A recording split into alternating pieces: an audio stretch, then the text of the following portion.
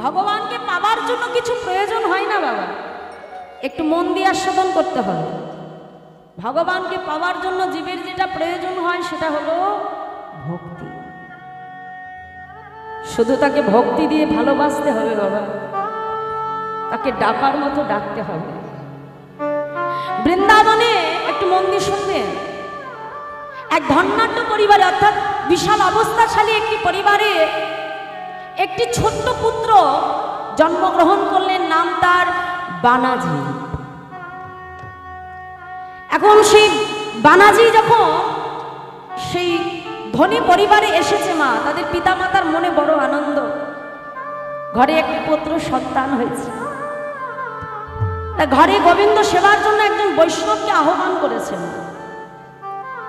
বৈষ্ণব গৃহে এসে ভগবানকে সেবা দেয়। তার ছোট্ট বিগ্রহ শালগ্রাম শিলা, সেই শালগ্রাম শিলা প্রত্যেক দিন শৃঙ্গার করে, শালগ্রাম শিলা সেবা করে, প্রত্যেকদিন সুন্দর করে সাজায়, তিলক সেবা করে দেয় বাবা, সুন্দর করে গহনা পরিয়ে পোশাক পরিয়ে তাকে আসনে বসিয়ে সেই বাবাজি প্রত্যেকদিন তাকে আরতি করে। আর ছোট্ট ছেলেটি বানাজি বাবাজির পাশে বসে বসে ভগবানের সেবা দর্শন করে। কথাগুলো মন দিয়ে শুনবেন। আমি আগেই বলে নিয়েছি মা, যে হরি কথা বোঝবার জন্য দেখো চারপাশে কীর্তন কম হচ্ছে না, হরিনাম চারিদিকে হয়, এত হরিনাম হচ্ছে, কিন্তু আমাদের মানুষের মধ্যে কোনো পরিবর্তন আসে না। কেন আসে না জানো না?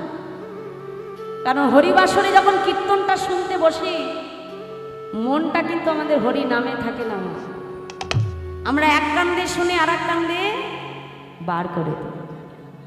হরিনাম তো সোজা না, কর্ণ দ্বারা শ্রবণ করে হরিকথাকে যদি তুমি হৃদয়ে বসাতে না পারো বাবা, তাহলে সারা জীবন হরিনাম শুনেও তোমার কোনো পরিবর্তন আসা সম্ভব না।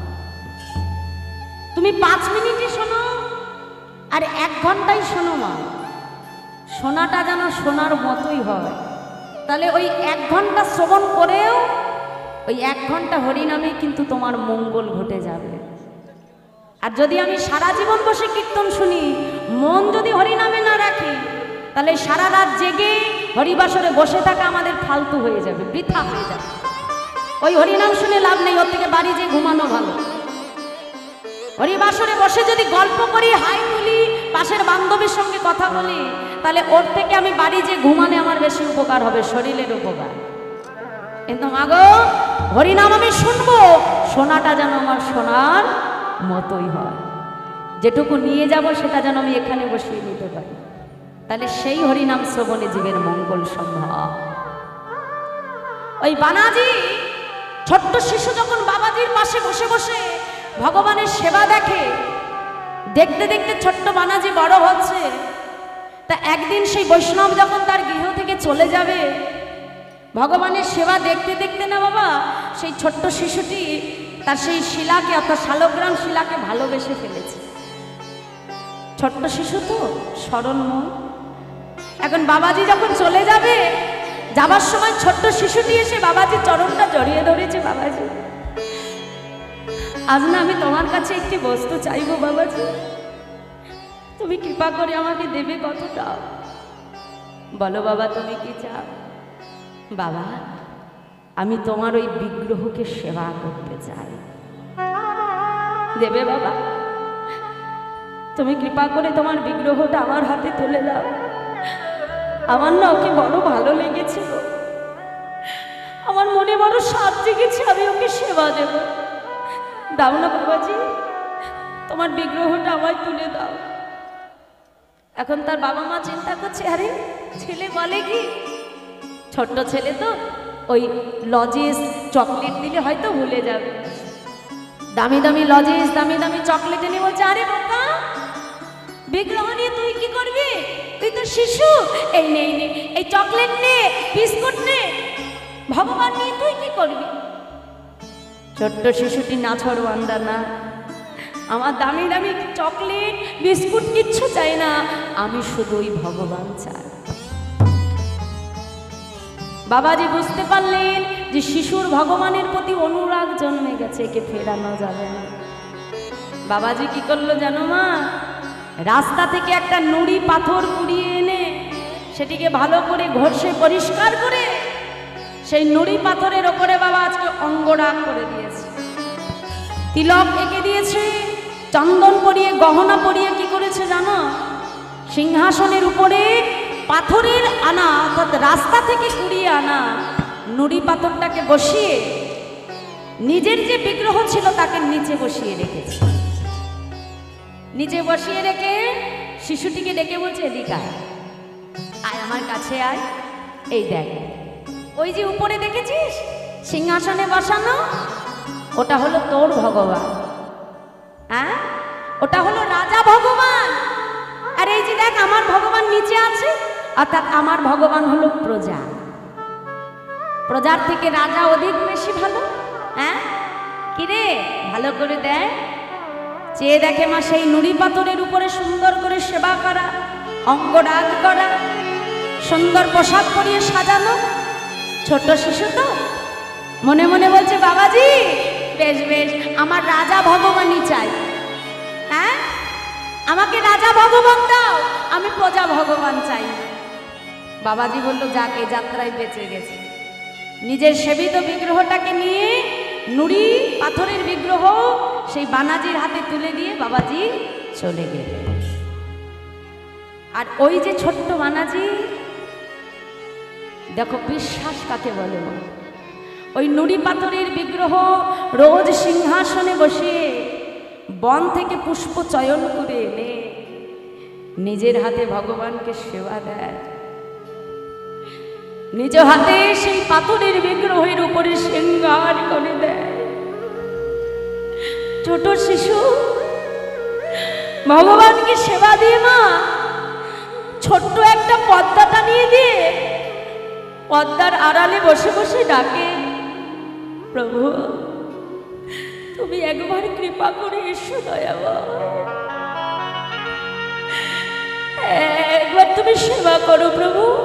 দেখো আমি নিজ হাতে তোমাকে সেবা দিয়েছি, তুমি আসবে না প্রভু?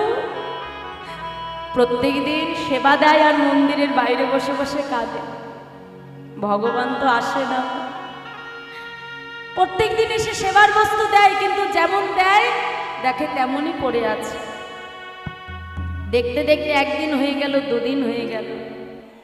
আজ সেবার বস্তু এনে ভগবানের সম্মুখে রেখে বলছে, শোনো প্রভু, আজ যদি তুমি না আসো, আজ আমি তোমার সম্মুখে দাঁড়িয়ে বললাম, আজ যদি তুমি আমার সেবা দেওয়া বস্তু গ্রহণ না করো, আজ থেকে যতদিন পর্যন্ত তুমি সেবা না করবে আমিও সেবা করব না। নিতাই গৌর হরি বল, হরি বল। যতদিন না তুমি সেবা করবে ততদিন আমি সেবা করব না, আমি কথা দিলাম। দেখতে দেখতে একদিন হয়ে গেল, দুদিন হয়ে গেল, নিজেও কিছু সেবা করে না। তৃতীয় দিনের দিন কি হলো? প্রত্যেকদিন সেবা দেয় আর মন্দিরের বাইরেই শুয়ে থাকে। হঠাৎ করে দেখছে মন্দিরের ভেতর থেকে একটা আওয়াজ আসছে। যেমন আমরা কোনো কিছু সেবা করলে মা অতি উত্তম হলে আমরা কি করি? আঙুল চেটে চেটে সেবা করি না? তা সেবা করলে মুখে একটা আওয়াজ হয় তো মা, সেবার একটা আওয়াজ আছে তো। তাই ছোট্ট শিশুটি যখন শুয়ে আছে দেখছে মন্দিরের ভেতর থেকে একটা আওয়াজ আসছে। হঠাৎ করে পর্দাটা সরিয়ে যেই না মন্দিরে প্রবেশ করলো, দেখে স্বয়ং ভগবান প্রকাট হয়ে বানাজির দেওয়া সেই বস্তু ভগবান সেবা করে। প্রভু তুমি এসেছো দয়াময়, সেই তুমি এলে প্রভু, কিন্তু আমাকে কষ্ট দিয়ে তারপরে তুমি এলে। বলো আর কখনো কোনোদিনও তুমি আমায় ছেড়ে যাবে না? ভগবান ভক্তের কাছে বাধা পড়ে গেল। এইভাবে প্রত্যেক দিন সেবা দেয়, ভগবান এসে সেবা করে। আর সেবার পরে যা থাকে ছোট্ট বানাজি ভগবানের সেই সেবিত প্রসাদ গ্রহণ করে। আবার কি করে মা? প্রভাত হতে না হতে ভগবানকে সেবা দিয়ে গোবৎস নিয়ে অর্থাৎ গরুর পাল নিয়ে ছোট্ট বানাজি যখন গোচারণে যায়, ওই সেবিত সেই বিগ্রহকে সঙ্গে করে নিয়ে যায়। নিয়ে কি করে বাবা, একটা গাছতলায় বসিয়ে বানাজি গোচরণ করে বেড়ায়। ভগবান সেখান থেকে প্রকট হয়ে বানাজির কাছে এসে বলছে, বানাজি এই যে শোনো, তুমি তো আমার সখা হয়ে গেছো, বন্ধু হয়ে গেছো, একটা কাজ করো, এই প্রখর রৌদ্রে গোচরণে তোমার বড় কষ্ট হয়, হ্যাঁ গো তুমি একটু বিশ্রাম করো, আমি তোমার গোচরণ করে দিই। ছোট্ট বানাজি বলছে, তুমি পারবে? হ্যাঁ গো, তোমার ওই কোমল কোমল হাত, ওই ছোট ছোট চরণ, তুমি কি পারবে গোচরণ করতে? ভগবান বলছে, কেন পারবো না? গোচরণ করা তো আমার আজকের অভ্যাস নয়, আমার বহু দিনের অভ্যাস। তুমি কোনো চিন্তা করো না বানাজি, তুমি অপেক্ষা করো, আমি গোচরণ করছি। ভক্তকে বসিয়ে ভগবান নিজেই গোচরণ করতে লাগে। এমন ভাবে বহুদিন কেটে গেল মা। কাটবার পরে ওই যে বাবাজি তাকে রাস্তা থেকে কুড়িয়ে নুড়ি কাকড় সেই পাথরের বিগ্রহটা তার কাছে দিয়ে গিয়েছিল, বহুদিন পর সেই বাবাজি তার ঘরে এলেন, এসে ডাকছে, বানাজি, ও বানাজি, হ্যাঁ গো তোমার সেবিত বিগ্রহ কেমন আছে? তোমার ভগবান ভালো আছে তো? বানাজি বলছে, ভালো আছে তো, কিন্তু আমার প্রভু তো এখন ঘরে নেই, আমার প্রভু গোচারণে গেছে। কি বললে বানাজি? তোমার ভগবান গোচারণে গেছে? বানাজির বাবা মা ছুটে এসে বলছে, দেখো বাবা, আমার সন্তানটা বুঝি পাগল হয়ে গেছে। ওই যেদিন থেকে আপনি ওই বিগ্রহ দিয়ে গেছে, সারাদিন বিগ্রহ নিয়ে মন্দিরে বসে থাকে, তাকে সেবা দেয়, যা কিছু থাকে কোনোদিন গ্রহণ করে, কোনোদিন করে না। আবার ওই পাথরের বিগ্রহ নিয়ে মাঠে গোচারণ করতে যায়, বলে নাকি তার ভগবান তার সাথে খেলা করে। আমরা বড় চিন্তায় পড়েছি, আমাদের সন্তান বুঝি পাগল হয়ে গেছে। বাবাজি এসে বলছে, বালাজি তুমি ঠিক বলছো, তোমার ভগবান গোচারণ করে? পারবে আমাকে দেখাতে? নিশ্চয়ই পারবো, চলো আমাকে নিয়ে চলো। বালাজি কি করলো মা, সেই বাবাজির হাতটা ধরে টানতে টানতে নিয়ে গেল বৃন্দাবনের সেই গোবিন্দ যেখানে গোচারণ করছে সেই গোচারণ ভূমিতে নিয়ে বলছে, এই যে বাবাজি, ওই দেখো আমার গোবিন্দ গোচারণ করছে, দেখতে পাচ্ছ না? সাধু বাবা বলছে, কই না তো, আমি তো দেখতে পাচ্ছি না। হ্যাঁ গো, কোথায় তোমার ভগবান? আমি তো দেখতে পাই না। সঙ্গে সঙ্গে বানাজি ছুটে গিয়ে গোবিন্দের চরণটা জড়িয়ে ধরছে, প্রভু আমি তোমাকে দেখতে পাচ্ছি, কিন্তু বাবাজি কেন দেখতে পারেন? গোবিন্দ হেসে বলছে, বানাজি তুমি কি আমাকে এত সহজ মনে করলে যে যাকে তাকে আমি যখন তখন দর্শন দিয়ে দেব?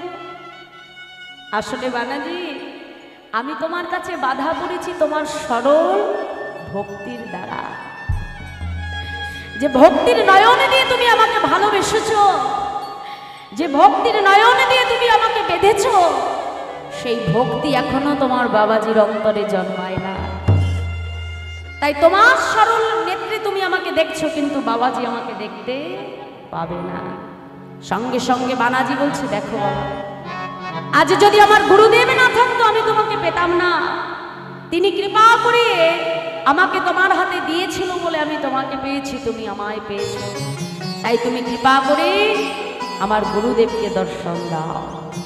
ভগবান ভক্ত বাঞ্ছা কল্পতরু বাবা, আজ ভক্তের কৃপায় গুরুদেব ভগবানের দর্শন পেয়ে গেল। নিতাই গৌর হরি বল, হরি বল। তাই ভগবানকে পাওয়ার জন্য জাগতিক জগতের কোনো বস্তু প্রয়োজন হয় না, প্রয়োজন শুধু হয় কি? প্রেম ও ভক্তি। প্রেম ও ভক্তি দিয়ে যদি তাকে ভালোবাসা যায়, যদি ডাকার মতো ডাকা যায়, ভগবান জন্মে জন্মে ভক্ত চরণের দাস হয়ে যায়।